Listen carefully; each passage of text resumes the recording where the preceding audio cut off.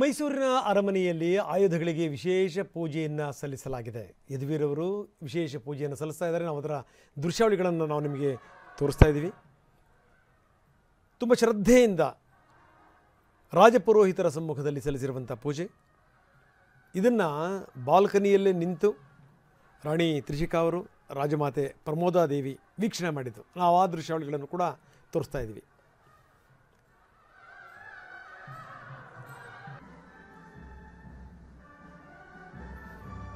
ಮೈಸೂರಿನಲ್ಲಿ ಪಟ್ಟದಾನೆಗೂ ಪೂಜೆ ಮಾಡಿದ್ದಾರೆ, ಫಿರಂಗಿಗಳಿಗೂ ಪೂಜೆ ಮಾಡಿದ್ದಾರೆ.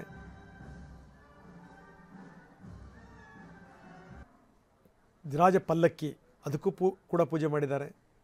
ನೋಡಿ, ಪಟ್ಟದಾನೆಗೆ ಪೂಜೆ ಗತಕಾಲದ ವೈಭವ. ಇದು ಶತಮಾನಗಳಿಂದ ನಡ್ಕೊಂಡ್ಬರ್ತಿರುವಂಥ ಒಂದು ಪದ್ಧತಿ. ಏನೇ ತೊಂದರೆಗಳಾದರೂ ಕೂಡ ಲೋಪಗಳಾಗಿಲ್ಲ. ನೋಡಿ ನೋಡಿ ಒಂದು ಕಡೆಯಿಂದ ನೋಡ್ತಾ ಇದ್ದೀವಿ.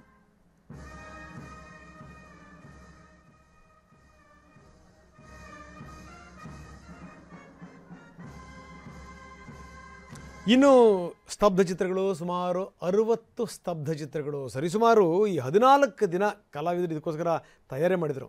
ಬನ್ನಿ, ನಮ್ಮ ಪ್ರತಿನಿಧಿಯಲ್ಲಿಂದ ಒಂದು ಪ್ರತ್ಯಕ್ಷ ವರದಿ ಕೊಟ್ಟಿದ್ದಾರೆ, ನೋಡೋಣ. ನಾಡಹಬ್ಬ ಮೈಸೂರು ದಸರಾಗೆ ನಾಳೆ ಜಂಬೂ ಸವಾರಿಗೆ ಚಾಲನೆ ಸಿಗುತ್ತೆ. ಅದಕ್ಕೆ ಸಕಲ ಸಿದ್ಧತೆಗಳು ನಡೀತಾ ಇದೆ. ಇಡೀ ಮೈಸೂರು ಜಗಮಗಿಸ್ತಾ ಇದೆ ಅಂತಾನೆ ಹೇಳ್ಬೋದು.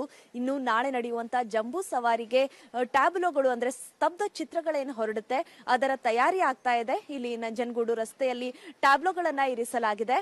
ನನ್ನ ಜೊತೆ ಇಲ್ಲಿ ಟ್ಯಾಬ್ಲೋಗಳನ್ನ ತಯಾರಿಸುವಂತ ಆರ್ಟಿಸ್ಟ್ ಗಳಿದ್ದಾರೆ. ಬನ್ನಿ ಅವ್ರ ಜೊತೆ ಮಾತಾಡ್ಸೋಣ. ಸರ್, ನಾವು ನೋಡ್ತಾ ಇದೀವಿ ವಿಧ ವಿಧವಾದ ಚಿತ್ರಗಳಿದೆ ಇಲ್ಲಿ. ಯಾವ್ಯಾವ ಟ್ಯಾಬ್ಲೋಗಳು ರೆಡಿ ಆಗ್ತಾ ಇದೆ ಅಂತ? ನಮ್ದು ವಿಜಯನಗರ ಜಿಲ್ಲೆಯಿಂದ ರೆಡಿ ಆಗ್ತಾ ಇದೆ, ಆಮೇಲೆ ಬಳ್ಳಾರಿ ಜಿಲ್ಲೆಯಿಂದ ರೆಡಿ ಆಗ್ತಾ ಇದೆ. ಬಳ್ಳಾರಿ ಜಿಲ್ಲೆಯಿಂದ ಬಂದ್ಬಿಟ್ಟು ಇದು ಗಾಂಧೀಜಿಯವರು ವಿಸಿಟ್ ಮಾಡಿದ್ರು ನಮ್ಮ ಸೊಂಡೂರಿಗೆ. ಅದು ಒಂದು ಸೊಂಡೂರು ವೀವ್ ಇದೆ. ಆಮೇಲೆ ಸಂಗನಕಲ್ ಅಂತ ಒಂದಿದೆ. ಆಮೇಲೆ ನಿಟ್ಟೂರು ಶಿಲಾಶಾಸನ ಅಂತೇಳಿ ಮೈಸೂರಿನ ಈ ಒಂದು ಜಂಬೂ ಸವಾರಿಯ ವಿಶಿಷ್ಟತೆ ಅಂತಾನೆ ಹೇಳ್ಬೋದು. ಇಲ್ಲಿ ಮೈಸೂರಿನಲ್ಲಿರುವಂತಹ ನಂಜನಗೂಡು ರಸ್ತೆಯಲ್ಲಿ ಎಲ್ಲ ಸ್ತಬ್ಧ ಚಿತ್ರಗಳು ತಯಾರಾಗ್ತಾ ಇರುವಂತದ್ದು. ವಿವಿಧ ಜಿಲ್ಲೆಗಳ ಇತಿಹಾಸ ಮತ್ತೆ ಅಲ್ಲಿನ ಪ್ರಸಿದ್ಧವಾದ ತಾಣಗಳನ್ನ ಸಾರುವಂತಹ, ಅಲ್ಲಿನ ಒಂದು ಕಲ್ಚರ್ ಅನ್ನ ಸಾರುವಂತಹ ಸ್ತಬ್ಧ ಚಿತ್ರಗಳು ತಯಾರಾಗ್ತಾ ಇದೆ. ಬೀದರಿನ ಕೋಟೆ ಆಗಿರಬಹುದು, ಅಥವಾ ಹಂಪಿಯ ವಿರೂಪಾಕ್ಷೇಶ್ವರ ದೇವಸ್ಥಾನ ಆಗಿರಬಹುದು, ಮತ್ತೆ ಹಂಪಿ ಕೋಟೆ ಆಗಿರಬಹುದು, ಇನ್ನು ಒಂದು ಬಸವ ಕಲ್ಯಾಣದ ಶಿವನ ಮೂರ್ತಿ ಆಗಿರಬಹುದು, ಗಾಂಧೀಜಿ ಪ್ರತಿಮೆ, ಬಸವಣ್ಣನವರ ಒಂದು ಪ್ರತಿಮೆ, ಥರ್ಮಾಕೋಲ್ ಮಾಡೆಲ್ಸ್, ಹೀಗೆ ವಿವಿಧ ಜಿಲ್ಲೆಗಳ ಟ್ಯಾಬ್ಲೋಗಳು ತಯಾರಾಗ್ತಾ ಇದೆ ಇವತ್ತು. ಅಂದ್ರೆ ಇವತ್ತು ರಾತ್ರಿ ಸುಮಾರಿಗೆ ಇವು ಅರಮನೆ ಮೈದಾನದಲ್ಲಿ ಇವಕ್ಕೆ ಇರಿಸಲಾದಂತಹ ಪ್ರತ್ಯೇಕ ಸ್ಥಳಗಳಲ್ಲಿ ಇರಿಸಲಾಗ್ತಾ ಇದೆ. ಸರ್, ನಾವು ನೋಡ್ತಾ ಇದ್ದೀವಿ ಅಲ್ಲಿ ಒಂದು ಭಾಷೆಯಲ್ಲಿ ಬರಿತಾ ಇದ್ದಾರೆ, ನಮ್ಮ ಐತಿಹಾಸಿಕ ಭಾಷೆಗಳು. ಇದನ್ನ ಪರಿಚಯ ಮಾಡಿಸೋದೇ ಈ ಒಂದು ಸ್ತಬ್ಧ ಚಿತ್ರಗಳ ಉದ್ದೇಶವಾಗಿದೆ. ಏನದರ ವಿಶೇಷತೆ?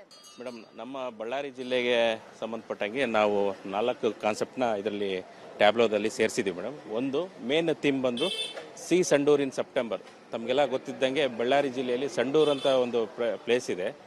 ಆ ಸಂಡೂರಿನ ಒಂದು ನೈಸರ್ಗಿಕ ಏನು ಸೊಬಗಿದೆ ಅದು ಭಾಳ ಚೆನ್ನಾಗಿದೆ. ಅದನ್ನು ಸಂಡೂರಿಗೆ ಸ್ವಿಟ್ಜರ್ಲ್ಯಾಂಡ್ ಅಂತಲೇ ಕರೀತಾರೆ ಮೇಡಮ್.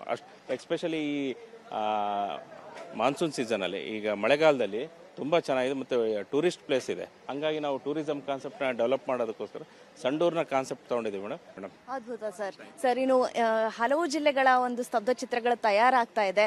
ನೀವೇನು ಹೇಳ್ತೀರಿ, ಅದರ ವಿಶಿಷ್ಟತೆ ಏನು ಅಂತ? ಸೊ ನಮ್ಮ ಜಿಲ್ಲೆಯ ಈ ವರ್ಷದ ಕಾನ್ಸೆಪ್ಟ್ ವಿಶಿಷ್ಟ ವಿಜಯನಗರ ಅಂತ ಹೇಳಿ. ವಿಶಿಷ್ಟ ವಿಜಯನಗರ ಇದರಲ್ಲಿ ನಮ್ಮ ಜಿಲ್ಲೆಯಿಂದ ಬರುವಂಥ ಎಲ್ಲ ಪ್ರಮುಖ ತಾಣಗಳದ್ದು ಮತ್ತು ನಮ್ಮ ಜಿಲ್ಲೆಯ ವೈಶಿಷ್ಟ್ಯತೆಗಳು ಏನಿದಾವೆ ಅದ್ರ ಬಗ್ಗೆ ಈ ವರ್ಷ ನಾವು ಶೋಕೇಸ್ ಮಾಡ್ತಾ ಇದ್ದೀವಿ.